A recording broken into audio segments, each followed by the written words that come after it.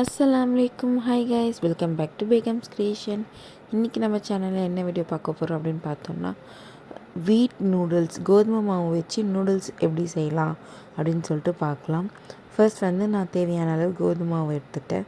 எக்ஸ்ட்ராவாக எடுத்து ஒரு 1/2 kg கிட்ட எடுத்துக்கிட்டேன்.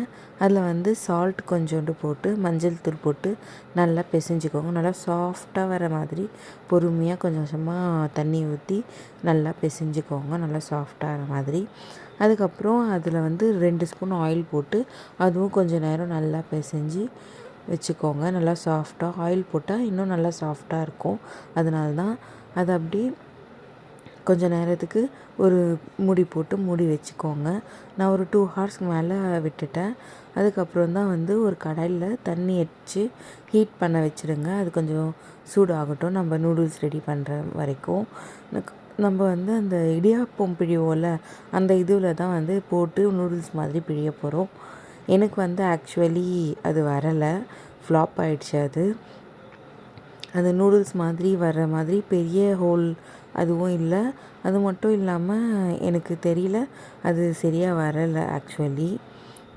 நானும் நிறைய ட்ரை பண்ணி பார்த்தேன், பட் அது வரலை. அதனால நாங்கள் டக்குன்ட்டு வேறு ஒரு பிளான் போட்டோம்.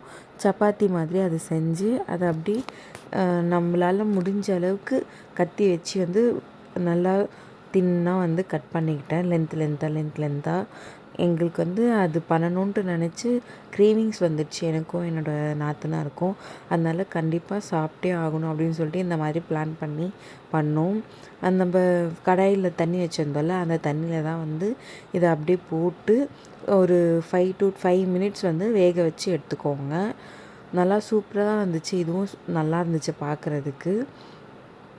ஆப்டாக நூடுல்ஸ் மாதிரி இல்லைனாலும் ஆனால் ஹெல்த்தியாக வீட்டில் செஞ்சு கோதுமை மாவில் செஞ்சு பண்ணுறதுல நல்லா இருந்துச்சு.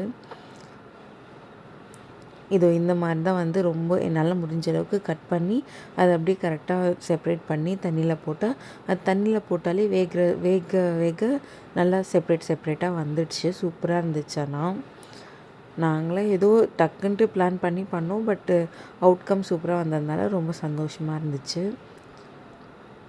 ஒரு 5 to 7 minutes வேக வைங்க. சீக்கிரமாகவே வேகிடுது, பட்டு அது வேக வைங்க.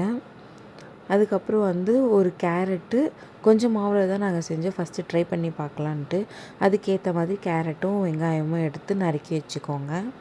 அதுக்கப்புறம் ஒரு பேனில் ஆயில் போட்டு ஆனியன் போட்டுக்கோங்க. ஆனியன் நல்லா ரெட்டிஷ்ஷாக ஆகிற மாதிரி நல்லா வதக்கிக்கோங்க. அதில் கொஞ்சம் இஞ்சி பூண்டு பேஸ்ட் போடணும். இஞ்சி பூண்டு பேஸ்ட் இல்லைன்னா இஞ்சியும் பூண்டும் கொஞ்சம் கொஞ்சமாக நல்லா ஃபைனாக கட் பண்ணி போட்டுக்கோங்க.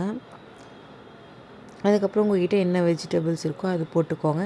என்கிட்ட கேரட் இருந்ததுனால அது மட்டும் தான் போட்டேன். உங்கள்கிட்ட கேப்சிகம், கேபேஜ் எதுவாக இருந்தாலும் உங்களுக்கு பிடிச்சது, பசங்களுக்கு பிடிச்சது போட்டுக்கோங்க. அதில் அதுக்கப்புறம் கொஞ்சம் உப்பு, தேவையான அளவு உப்பு, மிளகாய்த்தூள், அதுக்கப்புறம் தனியாத்தூள் இது தான் போட்டேன். அது கொஞ்சம் மிக்ஸ் பண்ணிவிட்டு அதில் சோயா சாஸும் டொமேட்டோ கெச்சப் இது 2 மட்டும் தான் போட்டோம். அதுக்கப்புறம் நல்லா போட்டு கொஞ்சம் மிக்ஸ் பண்ணிவிட்டு அதுக்கப்புறம் நூடுல்ஸ் நம்ம ரெடி பண்ணி வச்சோம்ல, அந்த நூடுல்ஸ் போட்டு ஒரு 2 to 3 நிமிஷம் தான் அது நல்லா இந்த மாதிரி கிளறி விட்டுட்டுருங்க.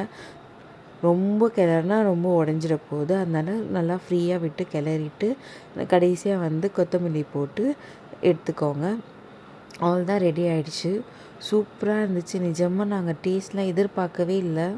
நாங்கள் கொஞ்சம் கூட எதிர்பார்க்காத அளவுக்கு சூப்பரான டேஸ்ட் இருந்துச்சு. நூடுல்ஸ் நம்ம வெளியில் வாங்கி சாப்பிட்டா எப்படி இருக்குமோ அந்த மாதிரி டேஸ்ட்டாக இருந்துச்சு. ஹெல்த்தியாகவும் இருந்துச்சு. நாங்கள் நம்ம கோதுமை மாவில் தான் செஞ்சு தான் சாப்பிட்றோம் அப்படின்னு தெரியாத அளவுக்கு சூப்பராக இருந்துச்சு. உங்களுக்கு தேவைன்னா முட்டை போட்டு கூட செய்யுங்க. நான் செகண்ட் டைம் மறுபடியும் என்னோடய ஹஸ்பண்ட் வந்ததுக்கப்புறம் முட்டை போட்டு தான் செஞ்சேன். அதுவும் சூப்பராக இருந்துச்சு. நீங்களும் கண்டிப்பாக இது வீட்டில் ட்ரை பண்ணிவிட்டு எப்படி இருக்குன்ட்டு கமெண்ட்டில் சொல்லுங்கள். மறக்காமல் லைக் பண்ணுங்கள், ஷேர் பண்ணுங்கள், சப்ஸ்கிரைப் பண்ணிக்கோங்க. Thank you. This is Begums creation.